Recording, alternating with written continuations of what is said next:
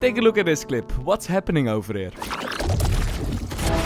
You see that? It looks like the operator is shooting through an ISO shield. When I saw this, I was like, no way that this is possible, right? So I looked at it a few times and in the end, I think it's perfect timing. I honestly think that there's no better timing in game than this. Or it might be a glitch where I don't know about. Let me know in the comments what you think happened and we can solve this mystery together. But anyway, welcome to another episode of the Valorant tips and tricks sent by you series. In this series, I show tons of Valorant tips and tricks that you guys sent to me, but also just some impressive rounds like trick shots or those last two. Also, each and every episode I'm giving away at least one battle pass, and the winner of this episode is Wodak2. Congrats. And if you want a chance to win a battle pass in the next one, don't forget to submit your tricks in the MrLowlander Discord server. And if you don't know any tricks and think at this moment, oh man, I really would like some free skins, then no worries, I have the solution, and that's the sponsor of this video, Buff.game. Buff is an authorized Overwolf app with over 15 million users that lets you play your favorite games while earning buff points, and with those points you can buy cool things like Valorant gift cards or gift cards for other games.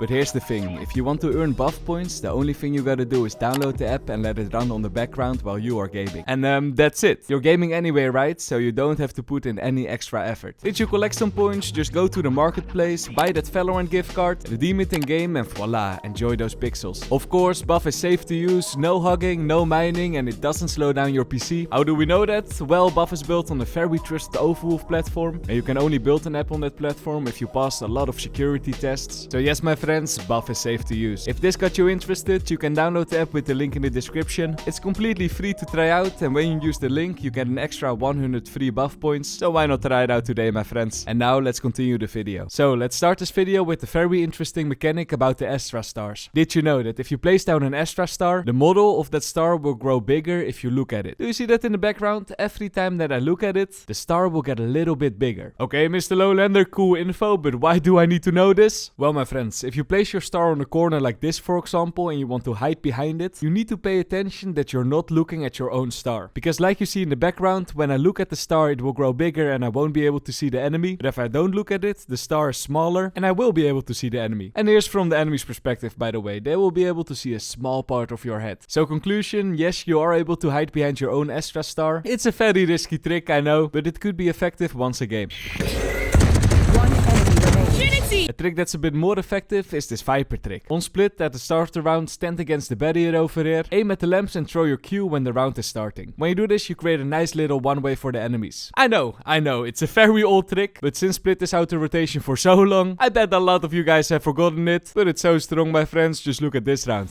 You will not kill my ally! But about one-ways, a one-way I actually never seen before is this Cypher one-way. And it goes like this. With Cypher, if you plant a spike on site over here, all you gotta do is stand on top of the orb, then aim at that wood over there and throw your cage. Now stand in long and wait till the enemy is defusing. When they do, activate your cage, first look at the right. If you don't see anyone there, you can peek a little deeper and shoot on the spike easy peasy. There's no way that an enemy will be able to spot you unless they walk to the left, so it's a very sneaky one-way, my friends. But this is not the only sneaky Cypher trick we have, because we also have a cam on Abyss that I didn't know was possible. If you plant the spike on B, a thing you can do is stand on the ledge, then walk to the end of the container and place your cam on that rock over there. If you place your cam over there and hide around the corner, there's no way that the enemy will expect it, and you can easily see if the enemy is defusing or not. A very sneaky cam. Of course, you could also use it on the defender side, but I think it's a bit more effective on the attacker side. Now take a look at this clip. Player standing. One enemy remaining.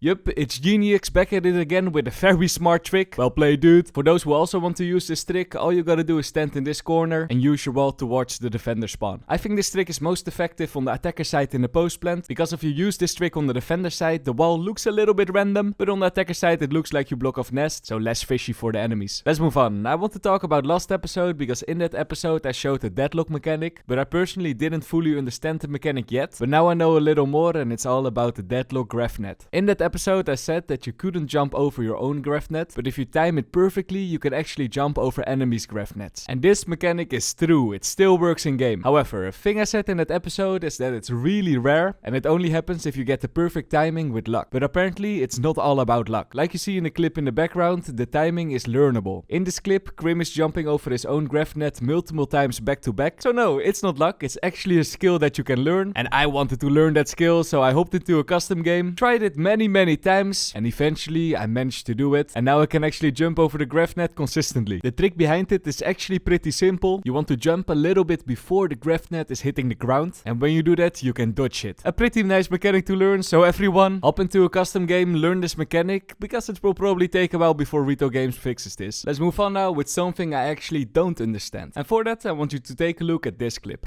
Your duty is not over. Cool. Bye, bud. Did you notice that? In this round, Jet used her ultimate. He shot a few times, but then sadly died. And after that, Sage revived Jet, and he still got his ultimate after the revive. When I first saw this, I was like, oh cool, I didn't know this was a mechanic. But I wanted to test it first before I told the world. And when I did the test, I found out that you actually don't save the Jet ultimate when you get revived. This means that I actually don't understand this clip. They are also not playing with infinite abilities, because the Jet dash isn't ready. So either this is a very strange glitch, or maybe an old update I don't know about. If you know the answer, please let me know in the comments, so we can also solve this mystery together. Next thing, also a strange mechanic, but for this one I do have the answer. Yep, did you see that? In this clip, the Sova drone tagged 4 enemies. And I was like, can the Sova drone actually tag so many enemies? But after doing some research, apparently this is possible. Only if the enemies are lined up perfectly, but a cool thing to know. Okay, let's take a small break from the tricks and go to the trick shots now. Which one is your favorite? First, we have a 2 kills with 1 burst fire shot. One enemy remaining. Then a perfect lineup. And another perfect lineup. This one is blind though. One enemy remaining. Clutch. Now a nice Jet play on Pearl. And let's end with a very lucky knife kill. One enemy remaining. Back to the tricks. About knifing, did you know this about the knives? If you just use your right click back to back, you will actually knife slower than if you switch to your knife each time after you knifed. Just take a look at this. In the left clip, I switch to my knife each time. And in the right clip, I just hold my right mouse button and I knife way slower. A very nice mechanic to know for those knife battles. Next tippy. This one is a simple tip for Cypher. When you just pick up Cypher, one of the first things you will learn is that you should never place your trap too low or too high. Because of course, enemies can jump over it or crouch under it. But my friends, in some situations, placing your trap very low on purpose could be a nice trick to fake the enemies out. Because if you place your traps very low, for example here on Sunset, and enemies are lurking, they might think, oh, you know what, this Cypher is bad, I can jump over it. But in fact, you are standing close to that trap, listen to the jump, and when you hear the enemy jumping, peek to get some easy kills. A very effective trick that Munchkin used in this game. Okay, now a more complicated Cypher trick. Or maybe it's more a glitch, but it's a cool glitch, so I want to show it to you guys. For this trick, you first need to get onto this box. Let the teammate push you or something. And for step 2, stand somewhere over here, aim at the wall over there, then run, jump and place your cam. If you look at your cam like this, it doesn't look special, right? Just a normal cam on a wall. But my friends, if you look through your cam and you aim to the left, the cam will actually glitch through the wall, and you can see if enemies are standing on the left side of sight. It's very unfair, because they are not able to see your cam from there, but you are able to see them. Though if you use this cam in game, it's of course glitch abuse, so I wouldn't recommend to use it. And about glitches, someone also submitted in this clip. Enemy killed. Enemy spotted A. It looked very cool, but I tried to recreate it, and sadly the Sage glitch didn't work anymore, so it probably got fixed. But no worries Sage players, here's a tricky that still works, and it's about that wall that everybody uses on Split. Exactly this wall over here. This might be one of the most common walls, and what a lot of Sage players will do is jump on it to kill the enemies in middle. So the biggest counter for this wall is to aim at the top left. I think everyone is doing this, right? But now let me show you a sneaky thing you can do to counter all those attacker players. Instead of placing your wall straight, try to place your wall with an angle. From the enemy's perspective, it looks like the wall is tilted a little bit, but nothing too crazy, so most players will look at the top, but in fact, you can peek from the bottom and kill the enemies before they kill you. Big tip, combine this with the flashbang of your teammate, and that's how you can get those kills in middle. And about Sage, if you want to tilt the enemies, definitely try to use this wall if you know the enemies are eco. Barrier created. Reload. Here. Here. You just hear the enemy shooting with the classic in the background, trying to escape their trap, but before they escaped, player Indo10 already got the defuse. Easy round win for him. Now let's move on with some big brain trickies. The first one is from the legend, the myth, it's Genius again. And his tip to you guys is that if you ever see an enemy Phoenix using one flash, there's a very high chance that he will use a second one. So when this is the case, you can try to play anti-flash by looking away from it and turning as soon as you hear the flash going off. It will look something like this. Enemy spotted B.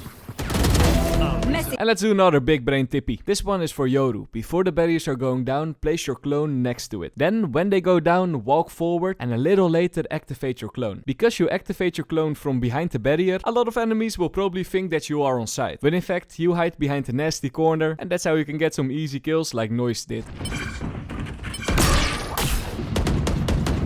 The hunt begins! Spike down A. And the best part of this trick, if things go wrong, you can just teleport away. Easy as that. Okay, my friends, this was it for this week. If you came all the way to this point and you liked this vid, of course feel free to subscribe. It really supports this channel. And shout out to everyone who submitted the trick. I hope you learned something, and I see you guys in the next one. Bye bye.